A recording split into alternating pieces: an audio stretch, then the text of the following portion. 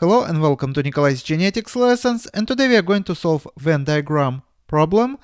We can find this type of diagrams not only in math, in set theory, but also in biology. There are many applications. So the Venn diagram below shows a set of numbers that have been sorted into prime numbers and even numbers. A number is chosen at random.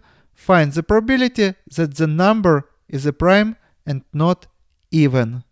And here is a variance to choose from. So in this circle we see prime numbers. This is such numbers which can be divided by 1 and by itself.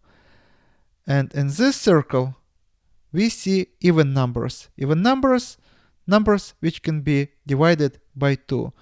And we see that these two circles overlap here because 2 being a prime number, we can divide it without a remainder by 1 and by 2 only, but it also even number because it can be divided by 2 just like rest of the numbers here. And what we see here, these two numbers are not prime numbers, not even numbers. They cannot be divided by 2.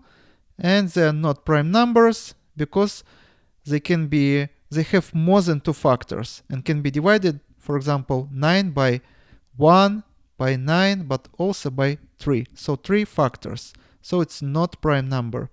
And 15 can be divided by 1, by 15, by 3, and by 5. So what is the probability to choose prime number? Randomly, it's going to be 1, 2, 3, and not being even, so we don't count this 2. So 3 out of 1, 2, 3, 4, 5, 6, 7, 8, 9, and 10. Here's the answer D. And this is all for today. Subscribe and see you in the next video. Goodbye.